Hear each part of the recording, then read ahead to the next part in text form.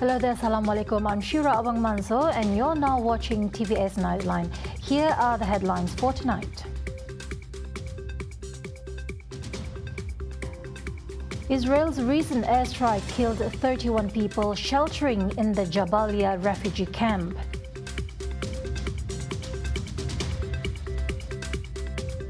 Teacher under investigation for molesting 2 students from a boarding school.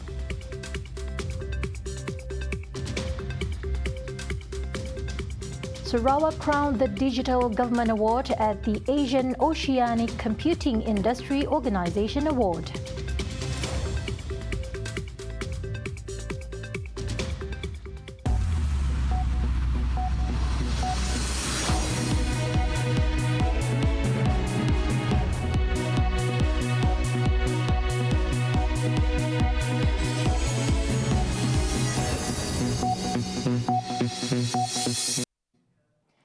At least 31 people were killed in Israel's recent airstrike, flattening 12 residents, where Palestinians sought refuge from ongoing attacks.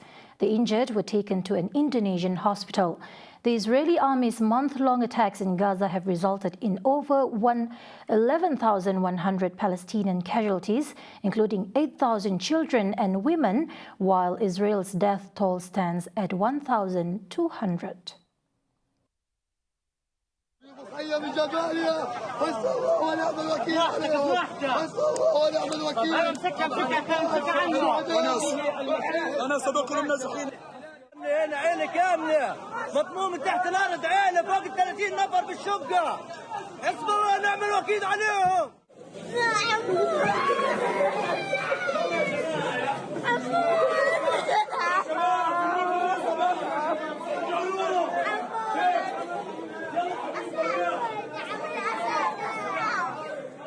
Elsewhere, the struggle at Gaza's largest hospital, Al-Shifa Hospital, faces challenges, with accusations that Hamas leaders established a base there, a claim denied by Hamas.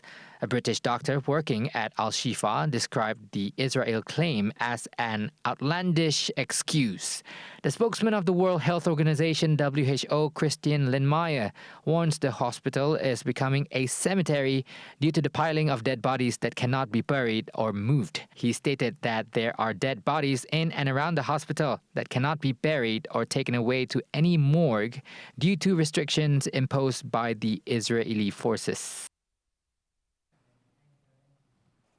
Sarawak police have arrested a boarding school teacher for allegedly molesting 2 male students. Sarawak Police Commissioner Dato' Mancha Atta said the suspect was immediately arrested after the students' parents lodged police reports on Sunday, November 12 against him. Dua laporan polis telah diterima daripada penjaga 2 mangsa pada 12 hari bulan 11 2023 jam lebih kurang 15.55 hours yang mendakwa mereka dicabut oleh seorang guru yang juga merupakan warden asrama pelajar lelaki di sekolah tersebut. Kes disiasat di bawah Seksyen 14-A atas kesalahan seksual terhadap kanak-kanak 2017 iaitu Akta 792 kerana melakukan amang seksual fizikal terhadap kanak-kanak. Jika sampai kesalahan, boleh dihukum penjara tidak melebihi 20 tahun dan disebat. Both 15-year-old victims were under the care and supervision of the suspect, who is also the hostel warden. Mancha added that an additional punishment could be meted out under Section 16 of the same Act, with an additional maximum of 5 years jail and at least 2 strokes of the cane upon conviction.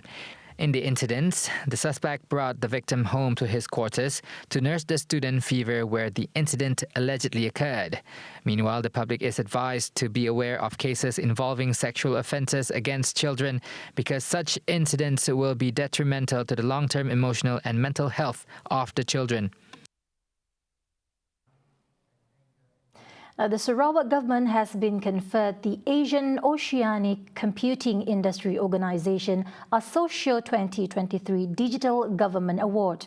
Minister of Utility and Telecommunication, Datuk Seri Julaihi Narawi, accepted the award on behalf of the state government. Julahi, in a statement today, said the award was presented at the Associotech Excellence Award ceremony held in conjunction with the Associo 2023 Digital Summit in Seoul, South Korea. He said the award enables the state government to bring greater digital transformation to its people as it will inspire greater confidence in the global business community, as well as attract skilled technology talent. The award recognized Sarawak Digital Economic Corporation Berhad Asdaq's role in deployment of digital infrastructures and technology, such as telecommunication infrastructure, innovation hubs for startups development, and Center of Excellence, among others. The objectives of the organization are to promote, encourage, and foster relationships and trade among its members and to develop the computing industry in the region.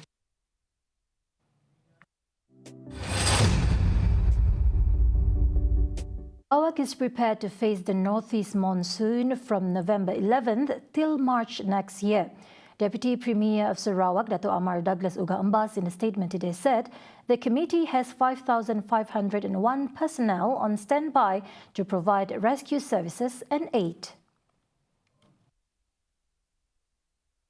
According to Uga, who is also the State Disaster Management Committee Chairman, the committee comprises the Royal Malaysia Police, Fire and Rescue Department and the Civil Defence Force APM is prepared to assist with its respective logistics assets. He said a total of 627 temporary relief centres, which can house 162,091 disaster victims, are also ready to be activated. He also noted that the state APM has also prepared 4,000 kits of food as additional supplies for the evacuees, adding that a total of 154 flood risk areas have been identified. Sarawak has achieved its target of 3 million incoming tourists 2 months ahead of time. Deputy Minister of Tourism, Creative Industry and Performing Arts, Dato' Snodan Lawan, said the target was achieved by the end of October, which saw a rise in tourism revenue of over 8 million ringgit. Untuk maklumat kita semua, sekarang ini I think kita boleh berbangga juga kerana kita telah mencapai kita punya sasaran kita untuk pelawat pelancong untuk datang ke Sarawak. Target kita untuk tahun 2023 tahun ini adalah 3 juta. Dan sekarang kita pun telah melepasi 3 juta itu pada akhir bulan Oktober lepas. 3.18 juta.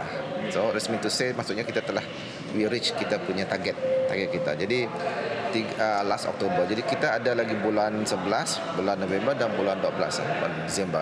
Maksudnya akan lebih daripada 3 juta. Jadi itu dah satu pencapaian yang sangat baik. Jadi untuk tourism visit pula daripada Januari tahun ini 2023 sampai Oktober adalah lebih kurang 8.7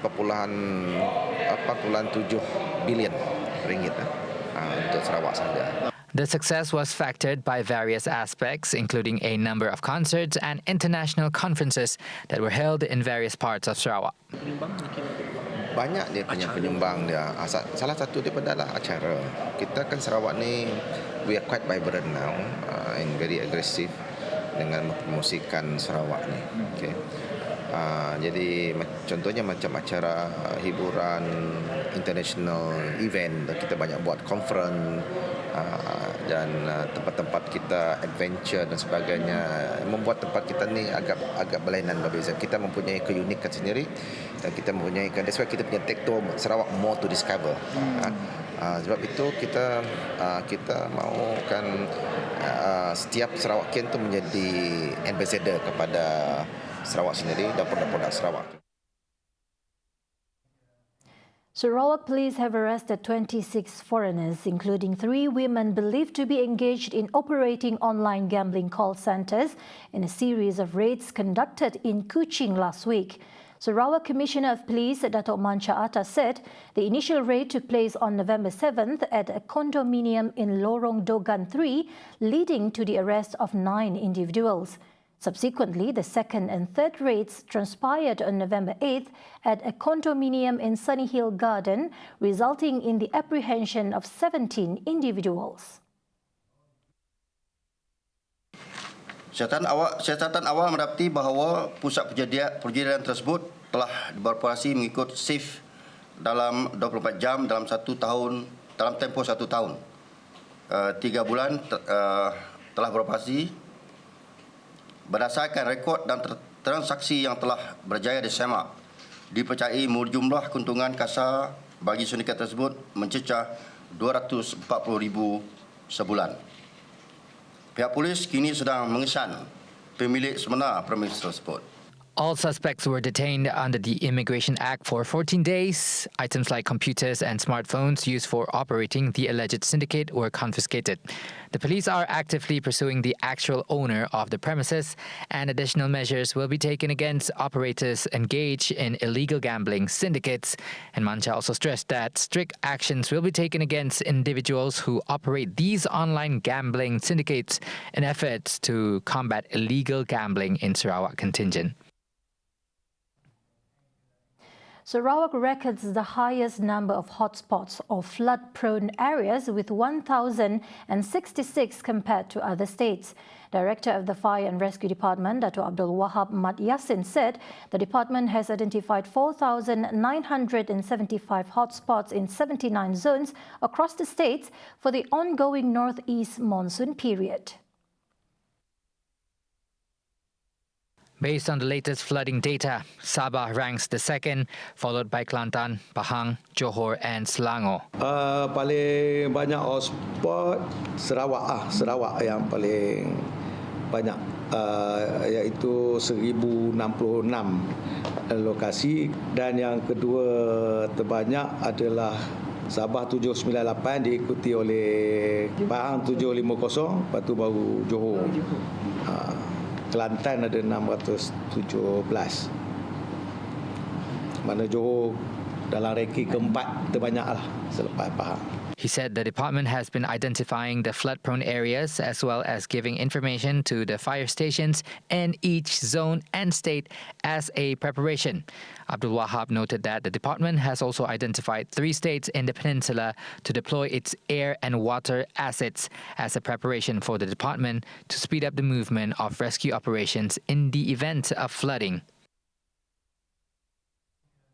Coming up right after the break, no plans to monitor e-hailing rates. Former doctor put on trial on alleged involvement in Rwanda's genocide. Only on TVS Nightline. Stay tuned.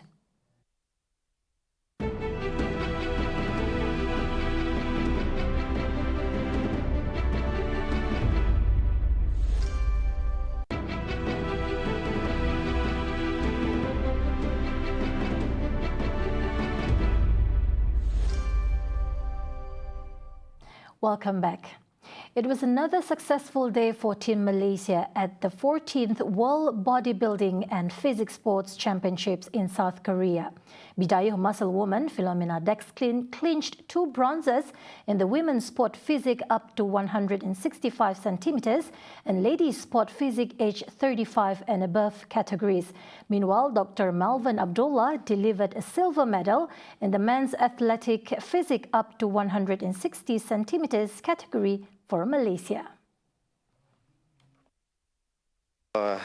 In this World Championship, I've won a silver medal, and it's getting bigger. Feel proud for delivering silver untuk Malaysia lah. Even though this is my 5th silver, I think, in World Championship, and last year I got gold, but still, World Championship is a very competitive event lah.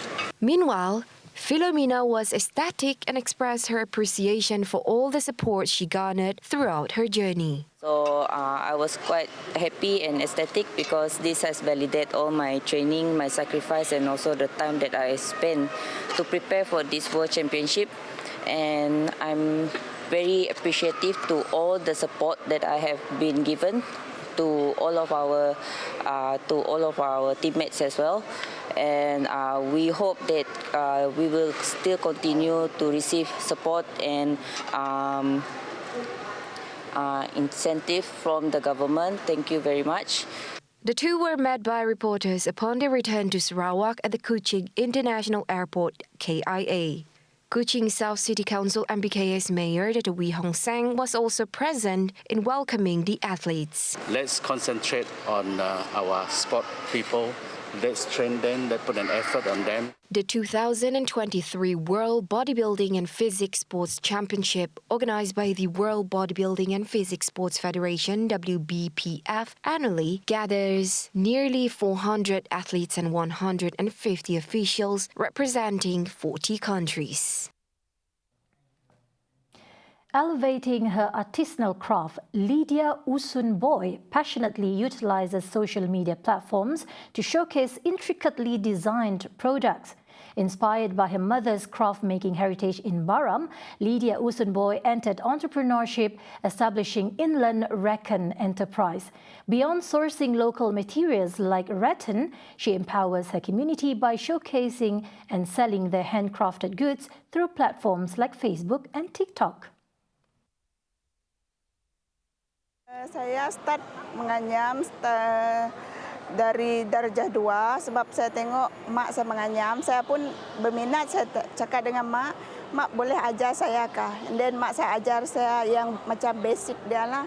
So dari situ saya minat sampai saya sekolah menengah. Mak saya memang menjual kraft tangan untuk biaya sekolah saya lah. Dari situ saya tengok sekarang ni saya mau teruskan lah. She told TVS reporter during the Non-Timber Forest Products NTFP Expo 2023 held at Plaza Merdeka here today. Driven by her authentic passion for crafting, she transitioned from a lecturing profession to fully immersing herself in the craft business. This practical decision was facilitated by her urban residents, providing convenient access to essential materials for her creative pursuits. Okey, harapan kami macam kalau kita zaman sekarang, kalau kita bergantung kepada pekerjaan, walaupun kerja apa sekali swasta ke government ke, kita tidak boleh terlalu bergantung kepada sesuatu pekerjaan itu sebab kita tidak tahu apa akan terjadi ke depan. Kita kena ada side income sebab side income ni dia tidak mengenal waktu, memang akan masuk. So dia lebih lebih menguntungkanlah bila kita rasa kita dah berminat dalam sesuatu bidang bisnes tu, kita try the best and kita boleh terjun ke bidang bisnes. Kita jangan takut gagal kita buat lagi, dan kita terus belajar. Semakin banyak kita gagal, semakin banyak pengalamannya kita dapatlah. According to Lydia, prior to her resignation, she had already secured a shop in the heart of Mary, actively seeking a suitable location for a handicraft store. For those interested in Lydia's craft work, placing orders is easy by visiting her Facebook page, Reckon, or get in touch with her directly at 013-862-6004. Non-Timber Forest Products NTFP Expo 2023, organized by the Forest Department Sarawak, exhibits forest products other than logs found in the wilderness in the state beginning November 11th to 19th. The exhibition features handicrafts, medicines, soaps, tablewares, and many more.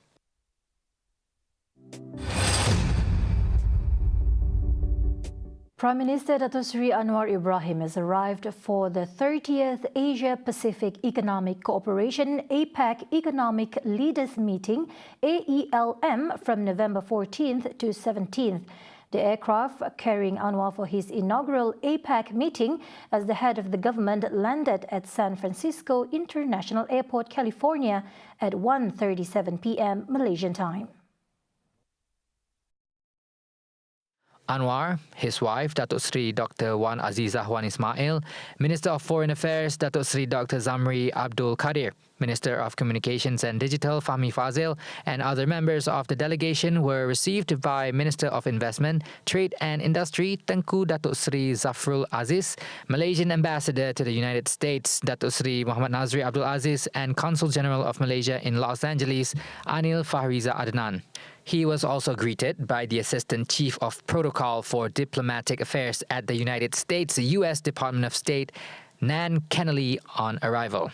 Anwar, who is also the finance minister, is set to take the opportunity to share Malaysia's priorities and principles under the Madani Economy Framework, emphasizing inclusivity, sustainable development and cooperation for shared prosperity at the meeting. At the same time, at various multilateral and bilateral platforms, the Prime Minister aims to highlight the Palestinian situation to advocate global support, humanitarian access and a just resolution to the conflict. Anwar will also participate in the APEC Economic Leaders Informal Dialogue with guests, namely with the leaders of Colombia, Fiji and India, the APEC Business Advisory Council ABAC Dialogue with APEC Economic Leaders, and the APEC 2023 CEO Summit. He will also participate in the second Indo-Pacific Economic Framework for Prosperity IPEF Leaders Meeting. Meanwhile, Deputy Prime Minister Datuk Seri Fadillah Yusof today exchanged views and opinions with Shanghai Mayor Gong Zheng on Kuala Lumpur-Beijing investment and bilateral relations at the Municipal Government Office, Huangpu District. Fadillah, who is also the Plantation and Commodity Minister, is on his maiden official visit to China from November 12th till 19th to strengthen cooperation in the field of research and development and capacity building in the field of commodities, especially in promoting the Malaysian Sustainable Palm Oil MSPO certification at the global level. Meanwhile, Malaysia and China celebrate the 10th anniversary of the Comprehensive Strategic Partnership this year. The two countries will celebrate the 50th anniversary of diplomatic relations next year. He is also scheduled to attend a high-level roundtable meeting with major stakeholders and leaders in the palm oil industry tomorrow. Fadillah will also meet the Malaysian diaspora in Beijing and Shanghai. China has been Malaysia's largest trading partner for the past 14 years. The Ministry of Transportation MOT has no plans to monitor the rates of e-hailing services for the time being. Its Minister Anthony Loke said the floor price for the service has a complex mechanism that requires a thorough examination from both the drivers and the consumers' perspectives. Sekiranya harga lantai ditetapkan, harga tambang kepada pengguna juga mungkin meningkat. Pemboleh ubah seperti kesesakan trafik, cuaca, jarak, masa, jumlah permintaan dan jumlah penawaran menentukan padanan tempahan dengan penawaran secara langsung. Justru itu, harga tambang juga fleksibel mengikut padanan faktor semasa. Anthony added that the Land Public Transport Agency APAD had organised an engagement session with e-hailing key industry players regarding the matter. From the session, many of these companies encourage their drivers by giving incentives if they are able to meet the current demands of consumers.